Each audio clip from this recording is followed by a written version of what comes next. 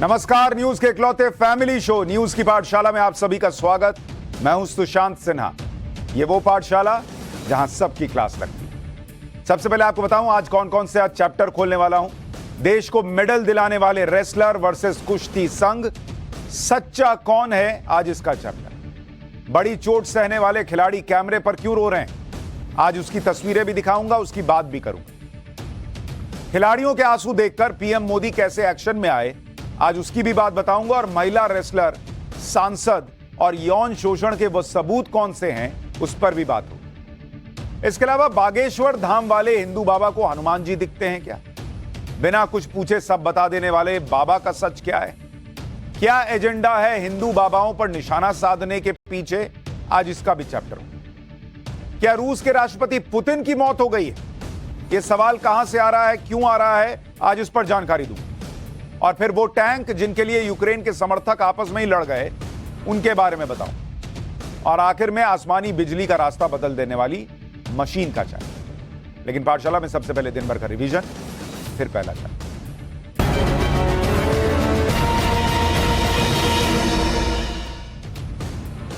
प्रधानमंत्री नरेंद्र मोदी आज कर्नाटक और महाराष्ट्र के दौरे पर रहे।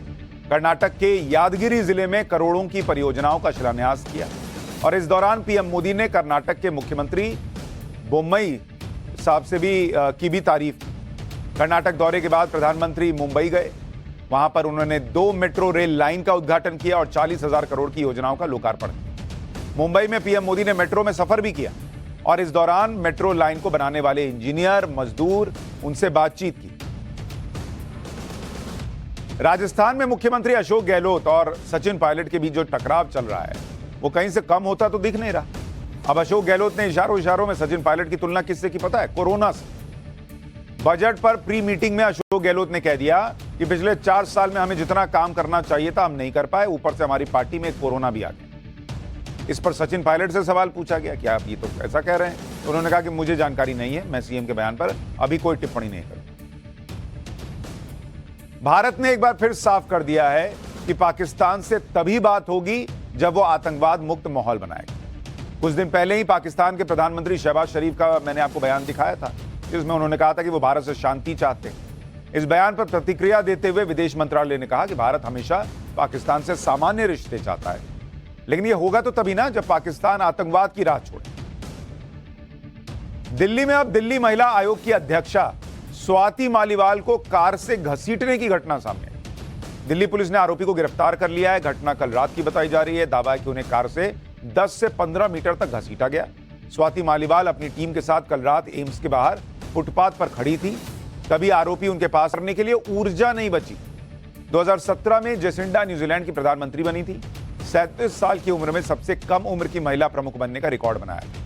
जेसिंडा अर्डर्न ने यह भी कहा कि वो अब आगे चुनाव नहीं लड़ेंगी। न्यूजीलैंड में इस साल के अंत में आम चुनाव होने और उसके पहले ही उन्होंने ऐसा कर दिया। तो ये हो गया दिन भर का रिवीजन। अब पाठशाला की पहली क्लास, जिसमें आपको बताऊंगा कि देश को मेडल दिलाने वाले रेसलर वर्सेस कुश्ती संघ में सच्चा कौन है। इसके अलावा बताऊंगा कि बड़ी बड़ी चोट सहने वाले खिलाड़ी कैमरे पर क्यों हो रहे हैं और कैसे खिलाड़ियों के आंसू देखकर प्रधानमंत्री नरेंद्र मोदी अब एक्शन में आ गए।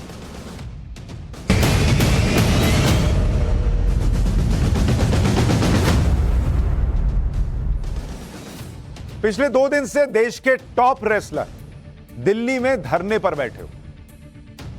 ये रेसलर वो हैं जो धर के देते हैं, लेकिन हालात कुछ ऐसे बने कि इन्हें धरने पर बैठना पड़ा। और ये कोई मामूली खिलाड़ी नहीं है, कोई ओलंपिक मेडलिस्ट, कोई कॉमनवेल्थ गेम्स का चैंपियन, कोई एशियन गेम्स का चैंपियन, मतलब बड़े बड़े खिलाड़ी।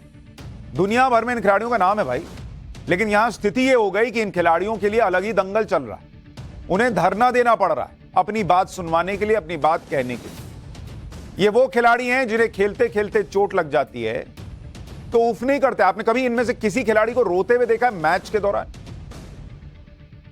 लेकिन ये 2 दिन से रो रहे हैं, और अगर 2 दिन से रो रहे हैं तो आपको इनकी पीड़ा, इनके गुस्से को समझना होगा। ये रोने वाले लोग नहीं है बॉस। अगर आंसू निकल रहे हैं कैमरे के सामने तो अंदर दर्द बहुत हो रहा होगा। मैं आपको 2 तस्वीर दिखा रहा हूं। मैच के दौरान इन पहलवानों को चोट लगती है, देख रहे हैं आंख में उंगली घुसी हुई है, लेकिन आंख से आंसू नहीं निकलता। ये नहीं रोते हैं खिलाड़ी। कई बार विरोधी खिलाड़ी इन खिलाड़ियों को जानबूझकर नुकसान पहुंचाते हैं, कभी दांत काट लेते हैं, तब भी ये खिलाड़ी नहीं रोते। वो देखिए हाथ पे निशान है दांत काटने का। लेकिन जंतर मंतर पर जब प्रदर्शन कर रहे हैं तो इन पहलवानों के आंखों से आंसू निकल रहे हैं। तो सोचिए अंदर कितनी चोट लगी हो, क्योंकि शरीर वाला चोट आदमी सह लेता है, वहां पीछे जाके अपना रोना होगा तो रोते होंगे, लेकिन अंदर ऐसी चोट लगी कि कैमरे पर किसी ने सवाल पूछा तो रोने लगे। इतना ही नहीं, आपने अगर किसी पहलवान का कान देखा हो तो उनके कान आपने गौर किया होगा अलग से दिखते। कुश्ती करते करते उनके कान टूट जाते, कान में खून भर जाने से कान की बनावट में बदलाव आ जाता है। लेकिन पहलवान इस तकलीफ को भी भूल जाते हैं, जरा उफ नहीं करते। लेकिन आज जंतर मंतर पर बैठे पहलवानों को दर्द हो रहा है, उनके दिल में गुस्सा है, आंखों में आंसू है। क्यों? क्योंकि उनके साथ कुछ ऐसा हो रहा होगा ना जो उनके शरीर को मिलने वाली चोट से भी ज्यादा बड़ा और गहरा है, तभी तो आंख में आंसू है, वरना पहलवान नहीं रोता। आज खेल मंत्रालय ने इन रेसलर्स को मीटिंग के लिए बुलाया था। ये लोग खेल मंत्रालय के दफ्तर गए और वहां अधिकारियों की बात की, लेकिन कोई नतीजा नहीं। अधिकारियों से बातचीत के बाद रेसलर्स फिर धरने पर पहुंच गए। अब बताया जा रहा है कि रात 10 बजे खेल मंत्री इनसे मिलने वाले हैं। रेसलर विनेश फोगाट ने कहा कि धरना देते हुए पहलवानों को 2 दिन हो गए, अभी तक संतुष्ट करने वाला कोई जवाब नहीं। रेसलर साक्षी मलिक ने कहा कि सरकार ने एक्शन लेने का कोई वादा नहीं किया, हमें सिर्फ भरोसा मिला है, हम संतुष्ट नहीं, न्याय के लिए पीएम से अपील करते हैं। रेसलर बजरंग पुनिया ने कहा कि कुश्ती संघ के अध्यक्ष को न सिर्फ हटाया जाए बल्कि फेडरेशन को ही भंग किया जाए। अब आप कहेंगे ये सब इतना जो हो रहा है इसके पीछे की वजह क्या है? देखिए, इन रेसलर्स का सबसे गंभीर आरोप यह है कि कुश्ती संघ जो होता है, जो सब कुछ रेसलिंग में मैनेज करता है, तो कुश्ती संघ और कुछ महिला रेसलर्स का और कुछ कोच कुश्ती संघ से जो जुड़े हुए हैं, वो महिला रेसलर्स का यौन उत्पीड़न करते हैं। यह आरोप इन लोगों ने लगाया। कितना गंभीर आरोप है।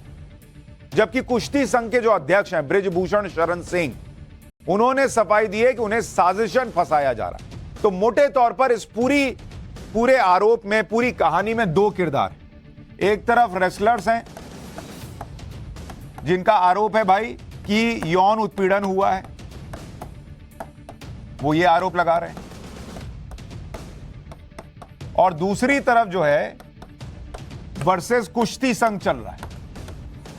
और इस कुश्ती संघ में खास करके बृजभूषण शरण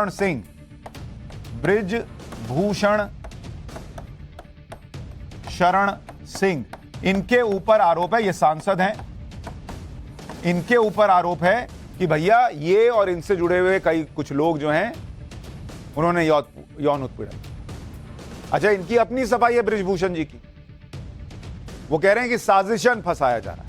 लेकिन रेसलर विनेश फोगाट ने उन्हें चैलेंज की कि बॉस, अगर कुश्ती संघ के अध्यक्ष में हिम्मत है तो सामने आकर 2 मिनट बात कर लें। वो सामने नहीं आ पाएंगे, वो कह रहे हैं, क्योंकि आरोप झूठे नहीं है, सबूत भी है, पीड़ित भी। एक बार सुनिए। आप अध्यक्ष जी को मेरे सामने लेके आइए, अगर वो 2 मिनट मेरे सामने बैठ जाएं तो मैं हिंदुस्तान की हर जनता को चैलेंज करती हूँ, उनको मेरे सामने 2 मिनट बिठा दीजिए और वो आंखों में आंखें डाल के बोल दीजिए कि हमने कुछ गलत नहीं किया है। अगर हमें मजबूर किया गया तो हम कल FIR भी दर्ज करवाएंगे, हम केस भी लड़ेंगे, लेकिन उसमें हिंदुस्तान के हजारों लड़कों का रेसलिंग का कैरियर खत्म होने की कगार पे हो जाएगा। हमारा कैरियर तो वो खत्म कर ही रहे थे, हर लड़की का कैरियर खत्म कर रहे थे। यूपी की कुश्ती उन्होंने लड़कियों की खत्म कर डाली, ये शोषण के कारण ये कुश्ती खत्म हुई है, कोई रीजन नहीं है यूपी की आज महिला की रेसलिंग जो खत्म हो गई है। अब वो पीछे पड़े हैं महाराष्ट्र की लड़कियों के। आज मेरे पास केरला से भी फोन आए हैं, लड़कियां खुश हैं कि मैंने आवाज उठाई है, वो मुझे बधाई दे रही हैं कि दीदी पीछे मत हटना, हम आप सबके साथ खड़े हैं। अगर महिला रेसलर्स इस तरह से यौन शोषण और उत्पीड़न के आरोप लगा रही हैं, ये दावे कर रही हैं कि पीड़ित रेसलर्स सबूतों के साथ उनके साथ मौजूद हैं, तो फिर मामला बड़ा गंभीर हो जाता है। बजरंग पुनिया ने कहा कि बृजभूषण शरण सिंह ने कहा था कि आरोप सच निकले तो फांसी पर लटक जाएंगे। लेकिन यहां ऐसी 6 लड़कियां हैं जिनका यौन शोषण किया गया और वो सबूत के साथ बैठी हुई। विनेश फोगाट ने कहा कि अगर महिला पहलवान भी सुरक्षित नहीं है तो इस तरह से इस देश में एक भी लड़की पैदा नहीं होनी चाहिए। भाई, महिला रेसलर है, उसके पास ताकत है, सब कुछ है, फिर भी उसका यौन शोषण हो रहा है, वो सेफ नहीं है, तो फिर कौन सेफ है लड़की? भाई, विनेश फोगाट ने कहा कि अगर कार्रवाई नहीं हुई तो पीड़ित महिला पहलवान इस मामले में एक महिला पहलवान है अंशु मलिक, उन्होंने नए खुलासे और नए दावे कर दिए। उन्होंने आरोप लगाया कि जहां कहीं भी मैच के लिए खिलाड़ी जाते थे, जिस होटल में रुकते थे, तो महिला खिलाड़ियों के कमरे के सामने ही कुश्ती संघ के जो अध्यक्ष हैं बृजभूषण शरण सिंह, ये अपना कमरा लेते थे महिला खिलाड़ियों के सामने और अपने कमरे का दरवाजा हमेशा खुला रखते थे, जिसकी वजह से महिला रेसलर्स को दिक्कत होती थी कि अंदर क्या चल रहा है वो सब दिखता रहता था। अंशु मलिक के एक बार आरोप सुनिए, फिर आगे की बात बताते हैं। जूनियर वर्ल्ड चैंपियनशिप थी अभी बुल्गारिया में, वहां पे प्रेसिडेंट सर उसी होटल में रहे जहां पे टीम थी, उसी जहां पे लड़कियों के रूम थे, महिला खिलाड़ियों के रूम थे, उन्हीं के रूम के सामने उन्होंने रूम लिया। मेरे को खुद जूनियर खिलाड़ियों ने बताया है कि वो रूम हमेशा अपना ओपन रखते थे, जबकि उनके सामने महिला खिलाड़ियां रहती थी। महिला खिलाड़ियां उन्हें बताया कि वो अपने रूम में से सिर्फ ट्रेनिंग के लिए ही निकल पाती थी, और अगर वो मतलब उस रूम में वो रह मतलब आप कंपटीशन में गए हुए हो और वहां पे खिलाड़ी कंफर्टेबल नहीं है रूम में ही, तो अब कैसे आप कंपटीशन लड़ोगे या खुद को कंफर्टेबल करोगे वहां पे? और ये रूल है कि कोई भी किसी भी फेडरेशन का प्रेसिडेंट जिस होटल में खिलाड़ी रह रहे हैं उस होटल में नहीं रुक सकता। तो अलग अलग खिलाड़ी अलग अलग आरोप लगा रहे, गंभीर आरोप लगा रहे, और इन आरोपों के बाद कुश्ती संघ बैकफुट पर। 22 जनवरी को एक इमरजेंसी मीटिंग बुलाई गई जिसमें बृजभूषण शरण सिंह इस्तीफा दे सकते। सवाल तो इस बात का है कि अभी तक दिया क्यों नहीं बॉस, कि इस बात का इंतजार कर रहे हैं। इस्तीफा दीजिए, जांच होने दीजिए, पाक साफ हैं तो पाक साफ निकलिए, फिर आइए पद पर। लेकिन इतने गंभीर आरोप लग रहे हैं और ये भाई साहब इंटरव्यू दे रहे हैं। इंटरव्यू में भी क्या कर रहे हैं अभी दिखाऊंगा आपको, इनका तेवर जरा आपको दिखाऊंगा। लेकिन कहा जा रहा है कि 22 को इस्तीफा दे सकते। कहा जा रहा है कि खेल मंत्री से उनकी बात हुई और उन्होंने वहां अपना पक्ष रखा है, लेकिन रेसलर्स ये मांग कर रहे हैं कि तत्काल कुश्ती संघ के अध्यक्ष को हटाया जाए, और जब तक हटाया नहीं जाएगा तब तक धरना चलता रहे। लेकिन सिर्फ कुश्ती संघ के अध्यक्ष के इस्तीफे से ही बात नहीं बनेगी, क्योंकि रेसलर्स इससे भी आगे की बात कर रहे हैं। बजरंग पुनिया ने कहा कि न सिर्फ कुश्ती संघ के अध्यक्ष को हटाया जाए बल्कि फेडरेशन को भी भंग किया जाए। विनेश फोगाट ने कहा कि यही फेडरेशन रहेगा तो कुश्ती संघ के अध्यक्ष के लोग बने रहेंगे और फिर रेसलर्स को परेशान करेंगे। पहलवानों ने कहा कि अगर 20 जनवरी यानी कल तक फेडरेशन को भंग नहीं किया जाता तो फेडरेशन के खिलाफ एफआईआर हो। तो उनसे बस न्याय की गुहार लगा रहे हैं कि भाई हमारे साथ न्याय किया जाए जितना जल्दी हो सके, क्योंकि यहाँ छोटे छोटे बच्चे बैठे जो अंडर 15 अंडर 17 में कुश्ती लड़ रहे हैं, तो उनके कैरियर के सवाल है। वो यहाँ मेहनत छोड़ के यहाँ बैठे आप लोगों के बीच में, उनका आप मेहनत का टाइम था, वो यहाँ पे आपके साथ धरना प्रदर्शन पे प्रदर्शन कर रहे हैं। देखिए ये जो नाम आ रहा है ना, बृजभूषण शरण सिंह, जो कुश्ती संघ के अध्यक्ष हैं, ये आज से अध्यक्ष नहीं है, 11 साल से ये कुश्ती संघ के अध्यक्ष बने और उनकी छवि भी है दबंग और बाहुबली वाली। कई बार ये सार्वजनिक तौर पर भी दिखती रही है। एक बार उन्होंने एक पहलवान को मंच पर थप्पड़ मार दिया था, उसका जरा तस्वीर, उसकी वीडियो चलाइए जरा, ये तस्वीर देखिए। ये बृजभूषण शरण सिंह है। इस पहलवान को एज फैक्टर की वजह से अयोग्य करार दे दिया गया था, तो वो अपनी बात कहने के लिए बृजभूषण शरण सिंह के पास गया और रिंग में उतरने के लिए कह रहा था। बृजभूषण शरण सिंह को इतना गुस्सा आ गया पहलवान पर कि वहीं मंच पर थप्पड़ मार दी। अब मामला कुछ भी हो बॉस, गलती मान लीजिए 1 सेकंड के लिए कि पहलवान की हो, लेकिन आप खिलाड़ी को मंच पर थप्पड़ मार दीजिएगा, वो भी सार्वजनिक मंच पर। ये कोई बात हुई? आप अध्यक्ष हैं, आप ये मैसेज देंगे कि आप थप्पड़ मार देंगे किसी खिलाड़ी को? ये इनका सार्वजनिक रूप दिखा रहा हूं आप। एक होता है एक आदमी इतना सौम्य है कि आप उसके बारे में कुछ सुने तो यकीन ही नहीं करते, अरे ये ऐसा नहीं कर सकते। जिस आदमी का ऐसा वीडियो वायरल है थप्पड़ मार रहा है, तो फिर उसके बारे में तो 10 सवाल खड़े ही होंगे। अच्छा इतना ही नहीं, आज बृजभूषण शरण सिंह से जब टाइम्स नाउ नवभारत के रिपोर्टर ने उनका पक्ष जानना चाहा तो एक सवाल पर ऐसा भड़के कि रिपोर्टर का हाथ पकड़ लिया, माइक छीन लिया। एक बार दिखाता हूं, वो भी देखिए।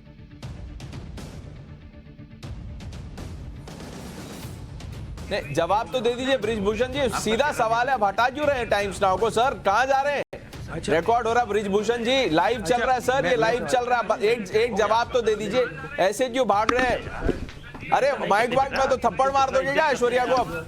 हमें सुबह से हमको सोचने का मौका दो। नो नहीं, जवाब तो दे दीजिए बृजभूषण जी, सीधा सवाल है, आप हटा क्यों रहे हैं टाइम्स नाउ को? सर कहाँ जा रहे हैं? रिकॉर्ड हो रहा है बृजभूषण जी, लाइव चल रहा है सर, ये लाइव चल रहा है। एक जवाब तो दे दीजिए, ऐसे क्यों भाग रहे हैं? अरे माइक वाइक में तो थप्पड़ मार दोगे क्या ऐश्वर्या को अब? हमें सुबह से हमको सोचने का मौका दो। नो इतने लोग का हम लोग इंटरव्यू लेते हैं, जिसको नहीं देना होता वो बोलता नहीं दे रहे। भाई अपना उठ के जाओ ना भाई। रिपोर्टर का हाथ पकड़ रहे हैं, रिपोर्टर का माइक छीन रहे हैं, और जब पता है कि कैमरा ऑन है, सोचिए जब इस आदमी को पता है कि कैमरा ऑन है और तब ये कर रहा है, जब पता होगा कि कैमरा नहीं है तो फिर क्या ही होता होगा। और ये बृजभूषण शरण सिंह यूपी के गोंडा के रहने वाले, कैसरगंज से सांसद हैं, और वो अपनी दबंग छवि के लिए जाने जाते हैं। जिस इलाके में वो राजनीति करते हैं वहां पर उनके सामने किसी की नहीं चलती बॉस।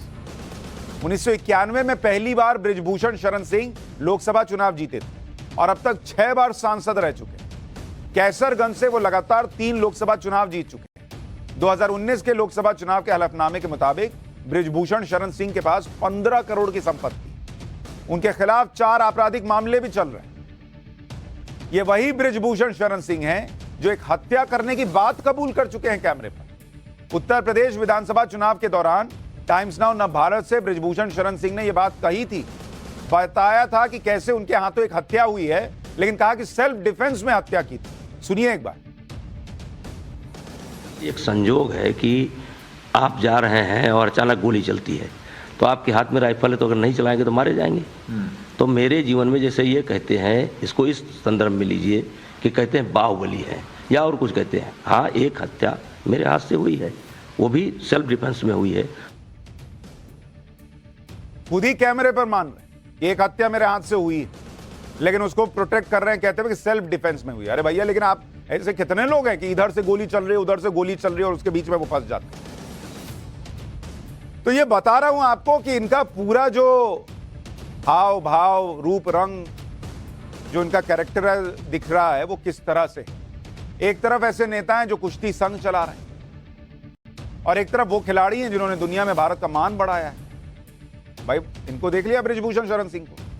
अब जो विनेश फोगाट आरोप लगा रही हैं, वो 3 कॉमनवेल्थ गेम्स में 3 गोल्ड मेडल जीता चुकी हैं, वर्ल्ड रेसलिंग चैंपियनशिप में ब्रॉन्ज मेडल जीत चुकी हैं। जो साक्षी मलिक वहां बैठी हैं ठंड में, वो 2015 एशियन गेम्स में ब्रॉन्ज मेडल जीत चुकी हैं, 2016 के रियो ओलंपिक में ब्रॉन्ज मेडल जीत चुकी हैं। एक Anshu Malik world wrestling championship में सिल्वर मेडल जीत चुकी हैं, एशियन रेसलिंग चैंपियनशिप में 1 गोल्ड 1 ब्रॉन्ज मेडल जीता है, कॉमनवेल्थ गेम्स में सिल्वर मेडल जीत चुकी हैं। बजरंग पुनिया टोक्यो ओलंपिक में ब्रॉन्ज मेडल जीते थे, 3 कॉमनवेल्थ गेम्स में 2 गोल्ड 1 सिल्वर मेडल जीत चुके हैं, वर्ल्ड रेसलिंग चैंपियनशिप में सिल्वर मेडल जीत चुके हैं। तो एक तरफ ये खिलाड़ी हैं, इनके गले में जो है वो ऐसे ऐसे मेडल चमकते हैं जो देश का नाम रोशन करते हैं, और एक तरफ ये बृजभूषण शरण सिंह है जो किसी को थप्पड़ मार देते हैं मंच पर, किसी रिपोर्टर का माइक छीन लेते हैं, किसी के लिए कहते हैं कि हाँ हत्या की है लेकिन सेल्फ डिफेंस में किया है। कौन सच बोल रहा है, कौन झूठ बोल रहा है, ये आप खुद तय कीजिए। सबको यह भी ध्यान रखना चाहिए कि कुश्ती कोई आसान तो खेल नहीं है। कुश्ती बहुत ही चैलेंजिंग और डिमांडिंग गेम है भाई। कुश्ती करियर के प्राइम पर पहलवानों का करियर कितना होता है आपको पता है? 4 से 5 साल रहता है।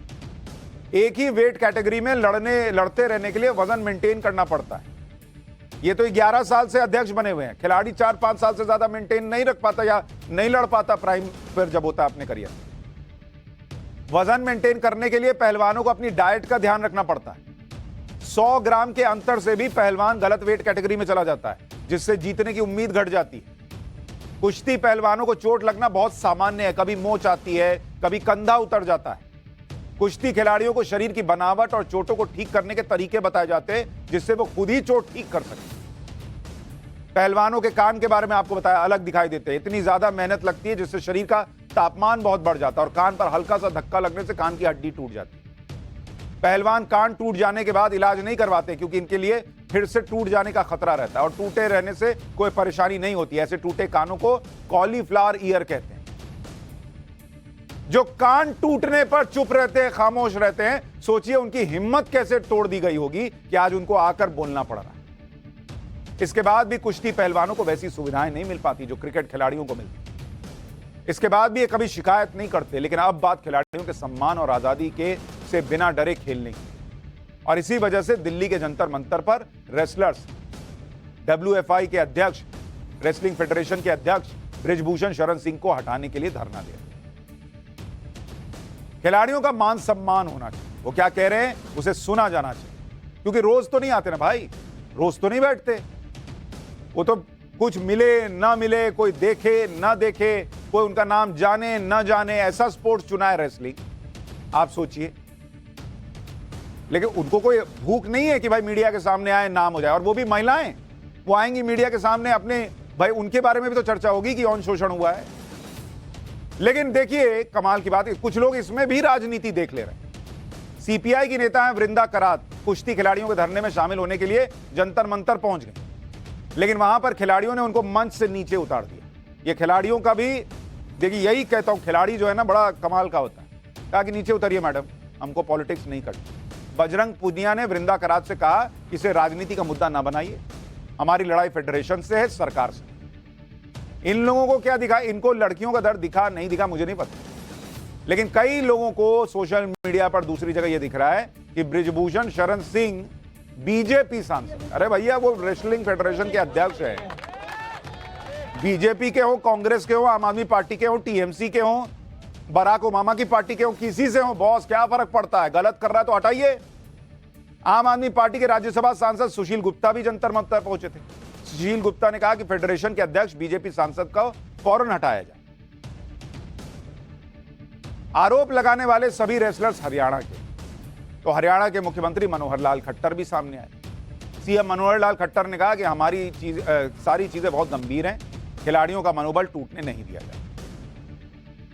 कि ये सब चीज़ें बहुत ही गंभीर हैं और खास करके खिलाड़ियों के लिए उनको जो प्रोत्साहन देने के लिए हम जितने काम करते हैं, ऐसी घटनाओं से कहीं ना कहीं जो उनका मनोबल टूटता है उसको हम बिल्कुल नहीं टूटने देंगे, चीज़ों को गंभीरता से लेंगे। खास करके जो हमारी बेटियां हैं, बहनें हैं, जो महिला खिलाड़ी हैं, उनकी सुरक्षा ये बहुत जरूरी है, इसके ऊपर पूरा ध्यान देंगे।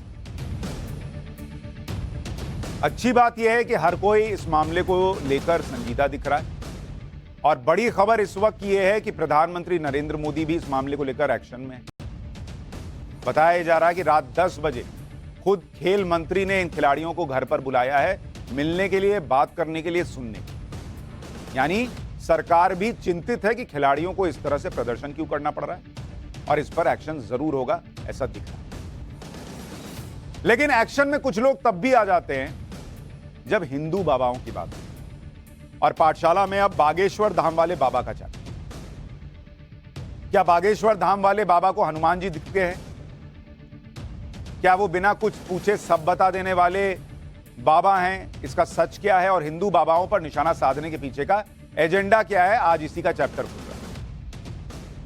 इस देश में फेथ हीलर्स के नाम पर ईसाई पास्टर जब कैंसर का इलाज करने का दावा करते हैं, जब मरे हुए को जिंदा कर देने का दावा कर देते हैं, जब अलग अलग चमत्कार दिखाते हैं, जब मौलाना फूंक मारकर जिन्न उतारने का दावा करते हैं, बीमारियों का इलाज कर देने का दावा करते हैं, तब कोई ये नहीं जानना चाहता कि इसका सच है। तब वो तमाम लोग जिनके अंदर का साइंस जाग जाता है हिंदू बाबाओं को देखकर, वो सब सन्नाटे में चले जाते हैं। लेकिन जैसे ही किसी हिंदू बाबा की बात आती है तो सबके अंदर का साइंस जाग जाता है, सब पीछे पड़ जाते हैं। सबूत दिखाओ, सबूत दिखाओ बाबा, आप कैसे ऐसे कर रहे हो, कैसे ऐसा बोल रहे हो। बाकियों से नहीं पूछते, इधर जरूर पूछने आए।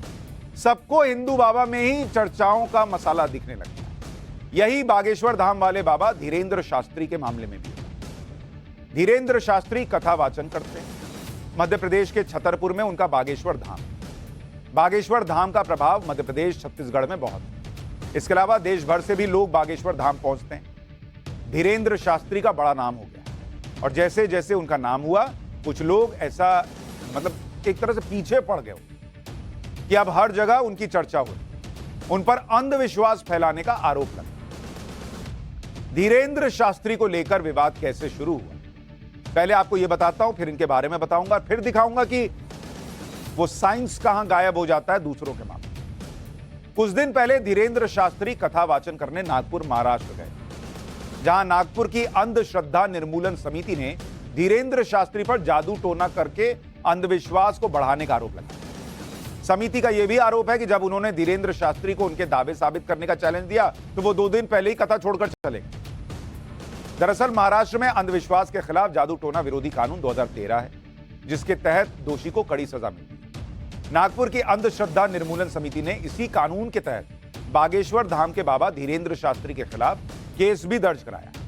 लेकिन धीरेन्द्र शास्त्री का कहना है कि चैलेंज मिलने पर कथा छोड़कर जाने वाली बात गलत है। वो नागपुर से भागे ही नहीं। उन्होंने पहले ही बता दिया था कि नागपुर में 7 दिन का उनका कार्यक्रम है। अगर किसी को शिकायत थी तो उन्हें तभी आना चाहिए था जब नागपुर में उनका दरबार लगा हुआ था। इसलिए जो लोग उन पर आरोप लगा रहे हैं कि वो आरोप साजिश के तहत लगा रहे हैं और ये सनातन विरोधी लोग हैं। पहले एक बार बागेश्वर धाम वाले बाबा धीरेन्द्र शास्त्री को सुन लेते हैं, फिर आपको आगे की बात।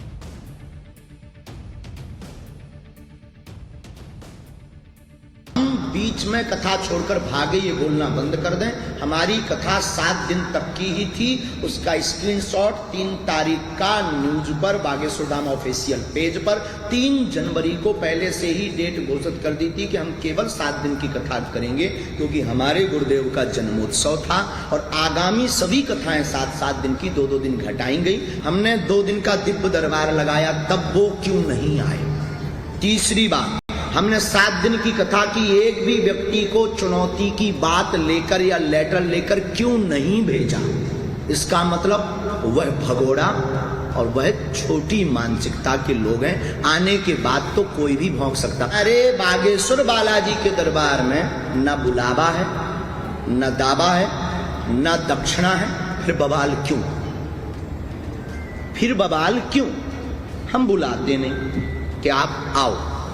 किसी को भी प्रेशर या कुछ बैनर लगाना या सनातन का प्रचार करना अनुच्छेद 25 के अंतर्गत धार्मिक मौलिक अधिकार है प्रत्येक व्यक्ति का। तो हम अनुच्छेद 25 के अंतर्गत अपने इष्ट का प्रचार कर रहे हैं और अगर आप आ रहे हैं तो ये आपकी स्वेच्छा, आप मत आइए।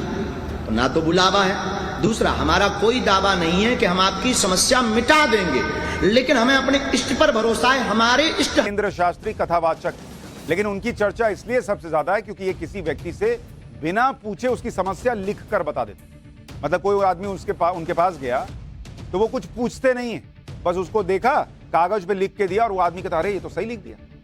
पिछले कुछ महीनों में इनके इस तरह के वीडियो बहुत वायरल हुए हैं। इसके पीछे का सच क्या है ये तो पता नहीं, लेकिन इनका दावा है कि इन पर हनुमान जी की कोई विशेष कृपा है जिससे किसी विद्या से लोगों की समस्या बता देते। इनके कई भक्त भूत प्रेत वाली बाधा को मानते हुए इनके पास जाते हैं, इलाज की उम्मीद करते हैं। आपको एक वीडियो दिखाता हूं, वो वीडियो देखिए, फिर बताऊंगा आगे की बात। जिन लोगों को बागेश्वर धाम वाले बाबा के दरबार में अंधविश्वास, उनको लगता है कि ये कुछ सेटिंग करते होंगे, पहले से बुला लेते होंगे और फिर लिख के दे देते हैं जैसा अभी दिख रहा है, तो वो कह रहे हैं अंधविश्वास है। लेकिन उन लोगों को दूसरे धर्म गुरुओं के ऐसे ही वीडियो में अंधविश्वास क्यों नहीं दिखता बॉस? क्यों उनके पीछे लोग नहीं पड़ते? क्यों उनसे नहीं पूछा जाता कि ये भी अंधविश्वास फैला रहे हैं क्या? क्यों उनके खिलाफ एफआईआर नहीं होती उस तरीके? आपको पंजाब का एक वीडियो दिखाता हूं जिसमें ईसाई धर्मगुरु भूत बाधा को भगाने का दावा कर रहे हैं और ये एक जिले या एक राज्य में नहीं, पूरे देश में हो रहा है। एक बार जरा इसको भी देखिए। जलाता हूं, आमेन। यीशु के नाम में जलाता हूं। खड़ा करो, दोबारा खड़ा करो। जलाता हूं, जलाता हूं। शैतान, मैं तेरी शक्तियों को जला देता। आप ऐसा करते हैं तो मैं यीशु के नाम में घमंड कर कर बोलता हूं, आप जब मैं कहूंगा आप किसी भी चर्च में चले जाइए, फिर आप चंगे रहेंगे। आंटी को थोड़ा उधर बैठा, शेख है रेख है, खड़ा करो। क्यों आया?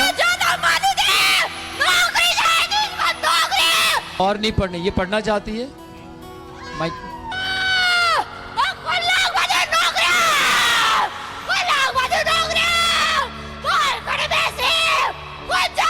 मैं तुझे खुला चैलेंज करता हूँ यीशु के नाम।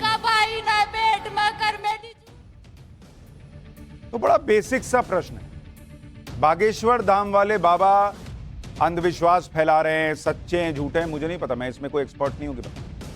लेकिन मेरा सीधा सा प्रश्न बस इतना है कि अगर उन पर प्रश्न पूछे जाते हैं तो यहां भी तो कोई कह रहा है कि यीशु के नाम पर मैं इस शक्ति को, इस बुरी शक्ति को मार दूंगा, आप किसी भी चर्च में चले जाइए, आप ठीक हो जाएंगे। ये भी तो भूत प्रेत ही ठीक कर रहे हैं, तो इनके पीछे भी बोरिया बिस्तरा लेके पड़ जाइए कि अंधविश्वास फैला रहे हैं, एफआईआर कीजिए। दोनों के पीछे अपने अंदर के साइंस को जिंदा कीजिए कि कौन सच बोल रहा है, कौन झूठ बोल रहा है। लेकिन इनसे तो कोई सवाल पूछा जा रहा हो, टेलीविजन पर सवाल पूछे जा रहे हो, देश भर में सोशल मीडिया पे हंगामा हो रहा है, ये तो हमको नहीं दिखा। ये भूत भगाएं या धर्म परिवर्तन करवाएं, इनके खिलाफ कोई कैंपेन नहीं चलाया जाएगा। कैंपेन और एजेंडा चलाया जाएगा बागेश्वर धाम जैसे बाबाओं का, और उनके वीडियो दिखा दिखाकर आरोप लगाया जाएगा और कहा जाएगा ये अंधविश्वास फैला रहे हैं। धीरेन्द्र शास्त्री का एक और वीडियो आपको दिखाता हूं, वो भी देखिए। का गला पकड़ा जा। इस वीडियो में और उस पंजाब वाले वीडियो में क्या फर्क दिख रहा है? सवाल सब पर उठाइए अगर आपके अंदर की साइंस में ईमानदारी। बागेश्वर धाम पर लाखों लोगों की आस्था है। छतरपुर में जहां बागेश्वर धाम है, वहां पर मंगलवार और शनिवार को भक्तों का हुजूम उमड़ता है। यहां पर पंडित धीरेन्द्र शास्त्री अपना दिव्य दरबार लगाते हैं और हजारों लोग यहां अपनी अपनी परेशानियां लेकर आते हैं। पंडित धीरेन्द्र शास्त्री का दरबार इसलिए खास है क्योंकि वहां पर दावा किया जाता है कि धीरेन्द्र शास्त्री किसी भी व्यक्ति की समस्या को बिना पूछे कागज पर लिख देते हैं और बिना बताए ही लोगों के मन की बात जान लेते हैं। धीरेन्द्र शास्त्री कागज पर समस्या के साथ समाधान भी लिख कर दे देते हैं। बागेश्वर धाम हनुमान जी का पुराना मंदिर है। कहा जाता है कि मंदिर सालों पुराना है। 1986 में इस मंदिर का रेनोवेशन कराया गया और यहां भगवान दास जी महाराज सेवा करते हैं, जो धीरेन्द्र शास्त्री के दादा थे। 2012 से यहां पर श्रद्धालुओं की समस्याओं के निवारण के लिए दरबार का शुभारंभ हुआ, जो आज भी जारी है। धीरेन्द्र शास्त्री जी के बारे में कहा जाता है कि वो अपने दादाजी को गुरु मानते। उन्होंने अपने दादाजी से ही रामकथा सीखी। उनके दादाजी के बारे में कहा जाता है कि वो सिद्ध पुरुष थे और वो भी इसी तरह का दरबार लगाते। तो ये सालों से चला रहा है, लेकिन आज अचानक एकदम से उन पर अटैक शुरू हो गया कि अरे ये तो फर्जी आदमी, ये तो अंधविश्वास फैला। आपको उस कानून के बारे में भी बता देता हूं जिसके आधार पर बागेश्वर धाम वाले बाबा पर एक्शन की मांग हो रही है। जादू टोना विरोधी कानून के मुताबिक 6 महीने से 7 साल तक की सजा का प्रावधान, 5 से 10,000 तक दंड का प्रावधान। 8 साल में करीब 2000 लोगों पर केस चल रहा है। कई लोग जेल में कई सबूत के अभाव में छूटे। 2013 में सभी पार्टियों के समर्थन से बना कानून था। डिग्रीधारी डॉक्टर के अलावा कोई भी व्यक्ति इलाज करता है तो अपराधी माना जाएगा। जादू टोना विरोधी एक्ट महाराष्ट्र का है। The drug and magic remedies act केंद्र का है। The drug and magic remedies act के तहत 6 महीने से 1 साल की कैद का प्रावधान। तो मैं बस इतना कह रहा हूं कि भाई आप ये कानून है ना, तो सब पे लगाइए ना। इसी तरह से आपको याद होगा कुछ साल पहले अचानक से एक बाबा होते थे, निर्मल बाबा, लाल चटनी हरी चटनी वगैरह वगैरह, आप समोसा खा लो ये बोल, एकदम से उनके खिलाफ मोर्चा खुला। बहुत हंगामा हुआ, मीडिया में भी हुआ, फिर एकदम से सब शांत पड़ा। वो आज भी वहीं है, वहीं सब कुछ चल रहा है। लेकिन ये जो आप हंगामा और माहौल देखते हैं किसी निर्मल बाबा के बारे में, किसी बागेश्वर धाम वाले बाबा के बारे में, बिल्कुल कीजिए हंगामा अगर आपको लगता है कि वो गलत कर रहे हैं। लेकिन ऐसे गलत करने वाले और बहुत घूम रहे हैं। कोई कान में फूंक दे रहा है, कोई मरे हुए को जिंदा कर दे रहा है, कोई कह रहा है मैं छू के कैंसर इलाज कर दूं। सब पे कीजिए।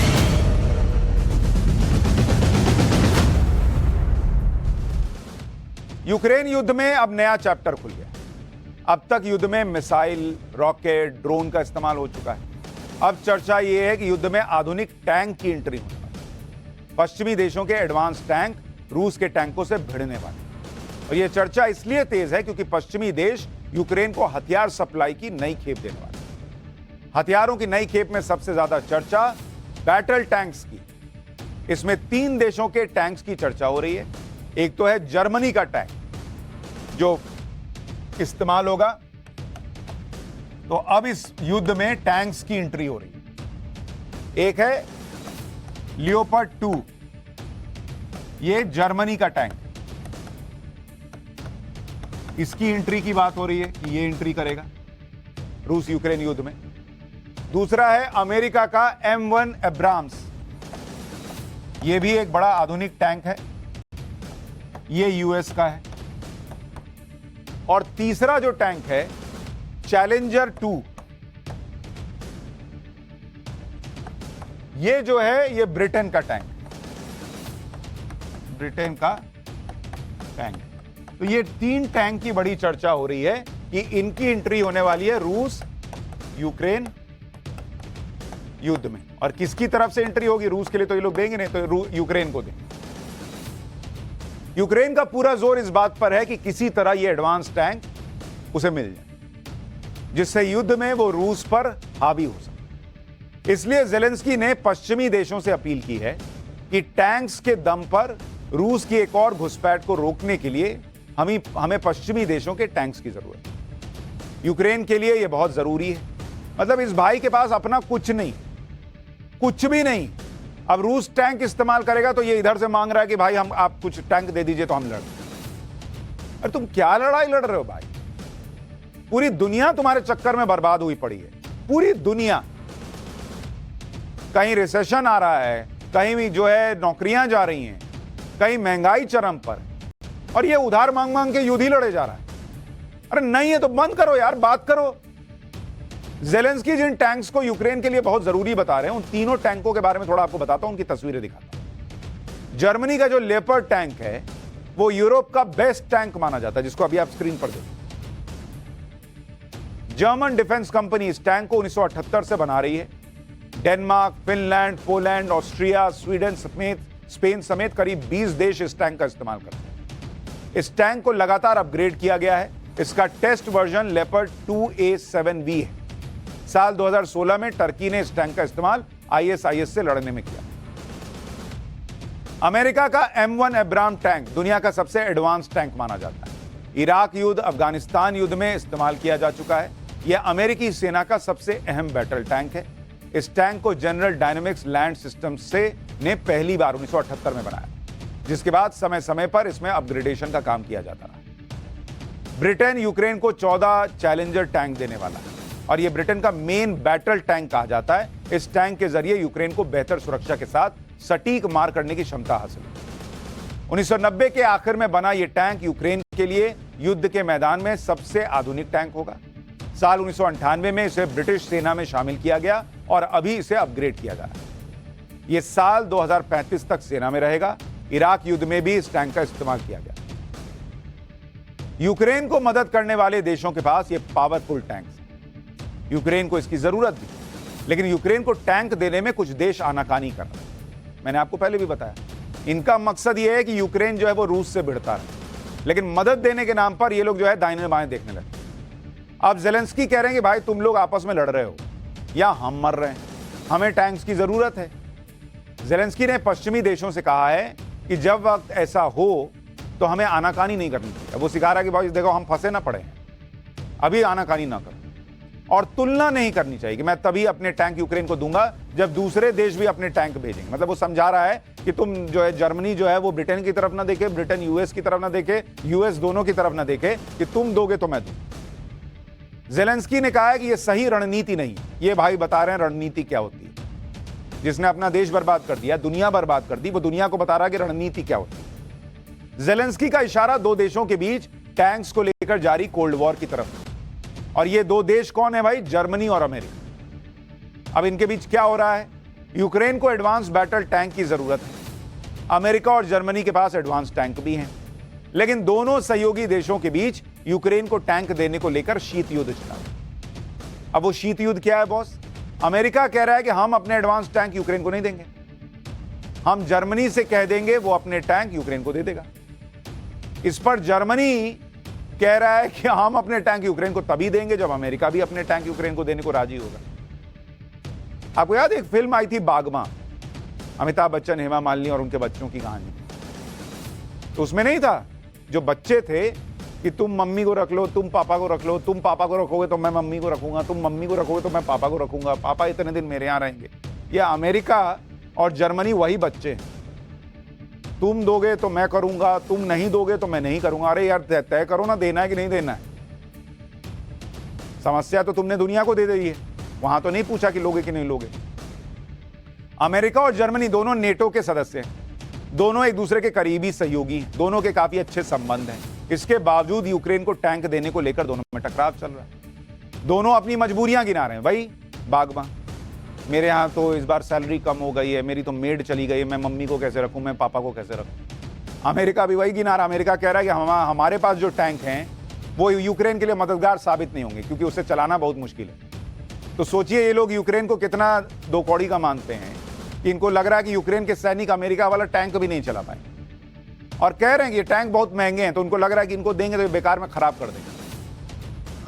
जर्मनी कह रहा है कि यूक्रेन जिस बहादुरी से लड़ रहा है उसमें वो हमारे भरोसे रह सकता है, लेकिन हम ये संदेश नहीं देना चाहते कि ये युद्ध रूस और नेटो देशों के बीच हो रहा है क्योंकि इससे हालात और बिगड़ सकते हैं। जर्मनी को यह भी लग रहा है कि हमें यूक्रेन को उतने ही हथियार देने चाहिए जिससे वो अपनी रक्षा कर सके, इतना ज्यादा हथियार नहीं कि वो रूस पर ही हमला करे, क्योंकि इससे तीसरा विश्व युद्ध छिड़ जाएगा। मतलब इनको उतना ही हथियार देना है जितने से यूक्रेन और रूस का युद्ध चलता रहे। अगर आप मान रहे हो कि आपके पास ऐसे हथियार हैं कि यूक्रेन रूस में घुस के मार देगा, तो दो ना भाई, खत्म कराओ रूस को। नहीं, नाटक कर रहे हैं हम अगर हथियार देंगे तो ऐसा लगेगा कि हम जो है नेटो देश लड़ रहे हैं। अरे तो अभी रूस को नहीं लग रहा है, अभी तुम पीछे से पंप कर रहे हो तो दुनिया को नहीं दिख रहा है कि कौन क्या कर रहा है। टैंक दे दोगे तो पता चल जाएगा। जर्मनी जिस लेपर्ड टैंक को यूक्रेन को देने से बच रही है, उस टैंक की ताकत के बारे में आपको बता देता हूं। ये जो लेपर्ड टैंक है इसका वजन 60 टन से ज्यादा है। इसमें 120 mm की गन लगी हुई होती है। ये 5 किलोमीटर तक टारगेट को हिट कर सकता है। टैंक में 4 लोग भी बैठ सकते हैं और इसकी लंबाई 31 फीट और चौड़ाई 12 फीट। फ्यूल कैपेसिटी 1200 लीटर है। सड़क पर इसकी स्पीड 72 किलोमीटर प्रति घंटे की होती है। 1500 हॉर्स पावर का इंजन लगा हुआ है। आपको इस टैंक की एक क्लोज तस्वीर भी दिखाना चाहता हूं। जरा उस तस्वीर को देखिए तो आपको क्लैरिटी में समझ में आएगा कि यह टैंक जो है वो कैसा दिखता है और इसकी खासियत क्या है। तो अच्छा, जो तस्वीर है वो अभी आने में थोड़ी देर में आपको दिखाऊंगा, थोड़ी देर में। देखिए इस टैंक में क्या है कि 2 हिस्से हैं जो तबाह करने के लिए, टैंक को तबाह करने के लिए सबसे ज्यादा जिन पर हमला किया जाता है, वो 2 हिस्से जो हैं वो इस टैंक में सेव कर दिए। पहला हिस्सा जिसके नीचे, ठीक नीचे टैंक को चलाने वाला बैठता है। दुश्मन सेना सबसे पहले टैंक के इसी हिस्से पर अटैक करती है ताकि टैंक को चलाने वाला ही मर जाए, तो टैंक खत्म। इस हिस्से को बचाने के लिए लेपर्ड टैंक में बैलिस्टिक प्रोटेक्शन सिस्टम है जो टैंक को किसी भी मिसाइल हमले से बचाता है। दूसरा हिस्सा है टैंक का लोअर पार्ट, जिसे माइन लगाकर यानी जमीन में बम लगाकर अटैक किया जाता है। लेपर्ड टैंक में माइन प्रोटेक्शन सिस्टम है जो कि टैंक को बम से भरे हुए माइन से बचाता है। रूस यूक्रेन युद्ध में यही 2 चीजें चल रही हैं, या तो टैंक पर मिसाइल से हमला हो रहा है या तो माइन बिछाकर टैंक को उड़ाया जा रहा है। तो इस टैंक में खासियत यह है कि भाई आपको ये जो है दोनों बचाने की जरूरत नहीं, इसकी सेफ्टी दी गई। अब जो अमेरिका वाला M1 एब्राम्स टैंक है, थोड़ा सा उसके बारे में बताता हूं। ये काफी हद तक जर्मनी के लेपर्ड टैंक की तरह ही है, लेकिन फीचर्स थोड़े ज्यादा एडवांस हैं। जैसे टैंक का वजन जो है वो 62 टन है और इसमें 120 mm की M256 स्मूथ बोर गन लगी, तो थोड़ी एडवांस गन लगी। इस गन से जो बुलेट फायर होती है उसे सिल्वर बुलेट कहते हैं। यह बुलेट किसी भी हथियार को भेद सकती है। मारक क्षमता अधिकतम 411 किलोमीटर की है। टैंक में 4 लोग बैठ सकते हैं। टॉप स्पीड 68 किलोमीटर प्रति घंटा है। तो ये दोनों टैंक के बारे में आपको बता दिया जिसको लेकर तमाशा चल रहा है। अब आपको बताता हूं कि अमेरिका और जर्मनी के टैंक्स दुनिया में बेस्ट क्यों माने जाते हैं। अमेरिका का M1 एब्राम तो दुनिया में बेस्ट माना जाता है, लेकिन अमेरिका और पश्चिमी देश चाहते हैं कि जर्मनी के टैंक यूक्रेन को मिले, क्योंकि कहानी है कि अमेरिका के जो M1 Abrams gas turbine engines kerosene या डीजल की खपत ज्यादा करते हैं। जर्मनी का लेपर्ड 2 टैंक जो है वो डीजल गैस टर्बाइन इंजन लगा हुआ और डीजल की कम खपत करता है। अच्छा, जो अमेरिका वाला टैंक है इसका ऑपरेशन और मेंटेनेंस कॉस्ट ज्यादा है। जर्मनी का जो लेपर्ड 2 टैंक है वो ऑपरेशन और मेंटेनेंस जो है वो M1 एब्राम्स के मुकाबले कम। अमेरिका वाला टैंक जो है वो नई टेक्नोलॉजी से बना है, इसे चलाने के लिए ट्रेनिंग चाहिए होती है। यूक्रेन फोर्स के लिए चलाना मुश्किल होगा। जर्मनी का लेपर्ड 2 टैंक, क्योंकि यूरोप के कई देशों के पास ये टैंक है, तो यूक्रेन को स्पेयर पार्ट और बाकी मदद दे सकते हैं। तो इसलिए अमेरिका चाह रहा है कि जर्मनी दे दे, और जर्मनी जो है वो देने को तैयार नहीं। अब सवाल यह है कि जब कई यूरोपीय देशों के पास जर्मनी के बने लेपर्ड टैंक हैं, तो वो यूक्रेन को टैंक दे दें जर्मनी के भरोसे क्यों है जर्मनी के भरोसे? नेटो में शामिल देशों के पास करीब 2000 leopard tank. Poland, Denmark, Finland, ये टैंक भी यूक्रेन को देने को तैयार हैं, लेकिन इसके लिए उन्हें जर्मनी की इजाजत लेनी, क्योंकि जर्मनी की मिलिट्री एक्सपोर्ट पॉलिसी के मुताबिक आप टैंक को री एक्सपोर्ट नहीं कर सकते। मतलब आपने मुझसे टैंक खरीदा और आप किसी और को टैंक दे दें, ये नहीं हो सकता। तो जर्मनी से पहले पूछना हो। मतलब आप मेरे घर से एक किताब लेकर आए पढ़ने के लिए और अब आप कहें कि मैंने चिंटू जो है वो मोनू के घर से किताब लाया और फिर चिंटू ने जो है वो बबलू को दे दिया, ये नहीं होगा। उसके लिए मोनू से पूछना होगा कि बबलू को दूं कि नहीं दूं, क्योंकि कई बार किताब लौटाता नहीं। तो इसी तरह से जर्मनी से पूछना होगा कि टैंक दें कि नहीं दें। इसलिए नेटो देश अब जर्मनी पर दबाव बना रहे हैं कि वो अपने टैंकों को यूक्रेन भेजने की इजाजत दे दे। भाई तुम तो खुद ही बना रहे हो, तुमको किसी से पूछने की जरूरत क्या है। यूक्रेन को टैंक समेत बाकी मदद देने पर जर्मनी में कल 50 देशों के डिफेंस मंत्री जुटने वाले। बैठक में टैंक के मुद्दे पर भी चर्चा होगी, जिसके बाद ही जर्मनी यूक्रेन को टैंक देने पर फैसला लेगा। इधर पश्चिमी देश इस बात पर माथापच्ची कर रहे हैं कि कैसे यूक्रेन की ज्यादा से ज्यादा मदद करें। उधर जेलेंस्की अलग हवा में उड़ रहा है। वर्ल्ड इकोनॉमिक फोरम की बैठक में जेलेंस्की ने यह तक कह दिया कि पुतिन जिंदा है या नहीं उन्हें नहीं पता। दरअसल बैठक में जेलेंस्की रूस से शांति वार्ता पर सवाल किया गया। सवाल गंभीर था, लेकिन जेलेंस्की ने इसके जवाब में क्या कहा पता है? वो कह रहा है कि मुझे समझ में नहीं आता कि मैं किससे बात करूं और क्या बात करूं, क्योंकि मैं ये पक्के तौर पर नहीं कह सकता कि रूस के राष्ट्रपति जिंदा हैं या नहीं। मतलब ये भाई को लग रहा है कि रूस के राष्ट्रपति पुतिन मर गए। अरे बॉस, तुम मर गए तो लड़ कौन रहा है? मारा कौन? तुम तो खुद जिंदा रहने के लिए जो है वो इधर उधर से हथियार मांग रहे हो। पुतिन को किसने मार दिया? अरे कहानी ये भी चल रही है ना कि उनको कैंसर हो गया और क्या हो गया, तो वहां से सोच रहे होंगे कि वहां से मर गए। जेलेंस्की ने कहा कि कैमरे पर जो पुतिन दिख रहे हैं वो पुतिन ही है या नहीं ये साफ नहीं। जेलेंस्की ने यह बात तब कही जब उनसे रूस से शांति प्रक्रिया पर बातचीत को लेकर सवाल किया। अरे भाई, रूस में पुतिन बैठे हो, पुतिन का डुप्लीकेट बैठा हो, पुतिन का मुंह मुखौटा लगा के बैठा हो, मेकअप करके बैठा हो, तुम बात के लिए हाँ तो बोलो। इनको पहले सर्टिफिकेट चाहिए कि वहां से जो बैठा है वो पुतिन ही है। इनका डीएनए टेस्ट करा के इनको दीजिए, तब ये बातचीत के लिए मन बनाएंगे। ये अलग हवा में उड़ रहा है, अलग ही लेवल है। खैर, इनके लेवल पे तो नहीं जाएंगे, लेकिन थोड़ा और ये जहां हवा में उड़ रहे हैं ना, उससे थोड़ा और ऊपर उड़िएगा तो वहां बिजली कड़कती है, आसमानी बिजली कड़कती है। इनको तो लगी रही होगी, लेकिन आज आपको बताता हूं आसमानी बिजली जो गिरती है उसका रास्ता बदलने वाली मशीन आ गई। उसका चैप्टर दिखाता हूं जिसमें वैज्ञानिकों ने आकाश से गिरने वाली बिजली विज्ञान के हिसाब से गिरी। यह इस साल की सबसे बड़ी खोज है जो हजारों जिंदगियां बचा सकती है।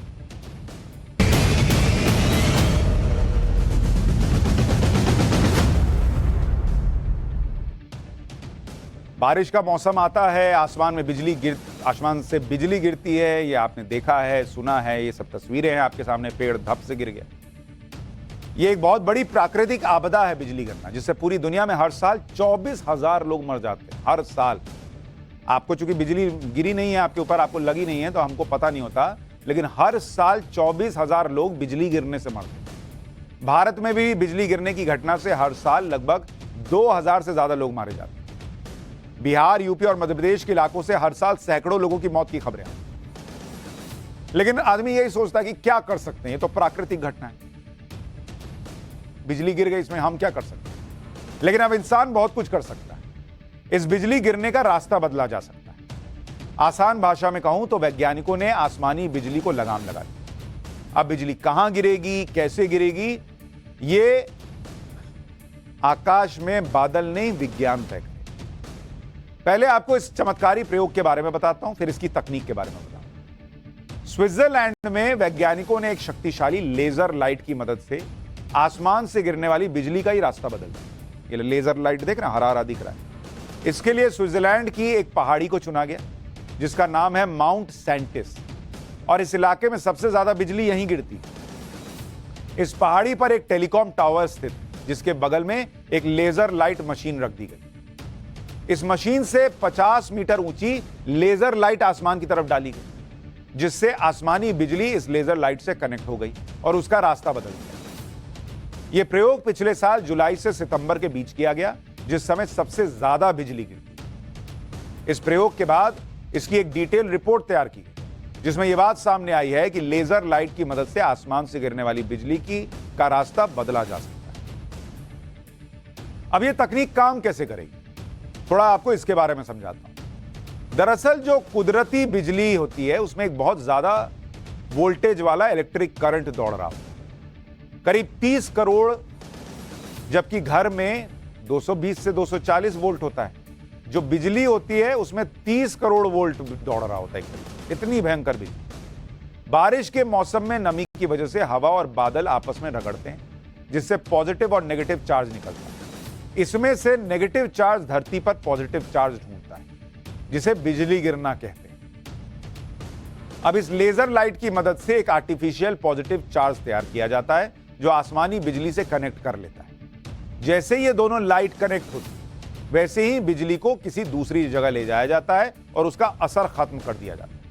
मतलब दोनों को मिलवाए पहले, एक में नेगेटिव एक में पॉजिटिव, दोनों जुड़े, उसके बाद वो पॉजिटिव वाला हाथ पकड़ के ले गया कि चलो तुम्हारा काम यहां नहीं। 2021 में 2 महीने तक चले इस प्रयोग के दौरान लेजर लाइट को 1000 बार प्रति सेकंड की दर से आसमान की तरफ फेंका गया। इस प्रयोग से बिजली अपने रास्ते से 160 फीट की दूरी तक गिरी, या यूं कहें कि 160 फीट तक रास्ता बदल दिया। हालांकि हर बार बिजली अलग अलग दिशा में। वैज्ञानिक अब इसे और सटीक मौत के अलावा बिजली गिरने से होने वाले दूसरे नुकसान भी हैं। जानमाल के नुकसान की वजह से सबसे ज्यादा असर बीमा कंपनियों को होता है। अगर आप देखेंगे कि किस तरह से बीमा कंपनियों को जो है वो हर्जाना भरना पड़ता है, भाई बिजली गिर रही है तो कहीं किसी का घर बर्बाद हो गया, कहीं कुछ हो गया। तो जर्मनी में 2500 करोड़ का जो है लोगों को पैसा देना पड़ा बीमा कंपनियों जिनका नुकसान हुआ। यूएस में 7500 करोड़ इतना मुआवजा दिया गया जिन्होंने ले रखा था भाई, वहां पे घर इंश्योर कराया, दूसरी चीजें कराई। यूरोप में अगर आप देखेंगे तो करीब करीब पर केस औसतन 46 लाख रुपए का क्लेम होता है। ये पर केस है, हर केस में करीब 46 लाख रुपए देने पड़ते हैं। जून 2019 में यूरोप के 4 देशों का क्लेम क्रोएशिया, फ्रांस, पोलैंड और स्लोवेनिया का 7000 करोड़ रुपए के आसपास। बिजली भारत में भी बिजली गिरने की घटनाएं 111% बढ़ गई। मरने वालों की संख्या हर साल 2000 से ज्यादा है।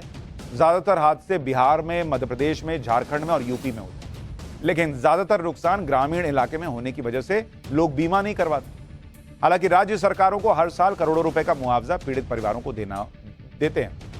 अब अगर स्विट्जरलैंड वाली लेजर लाइट भारत में आ जाए या भारत बना ले तो हर साल हजारों लोगों की मौत को रोकने में मदद मिल सकती है, और जो लोगों को बड़ा नुकसान होता है उसको भी रोका जा सकेगा। वो नुकसान तो रुकने में थोड़ा समय है, लेकिन पाठशाला में हमको रुकना पड़ेगा क्योंकि घंटी बज गई है, क्लास खत्म हो गया है। 8:50 पर फिर मुलाकात होगी कल, तब तक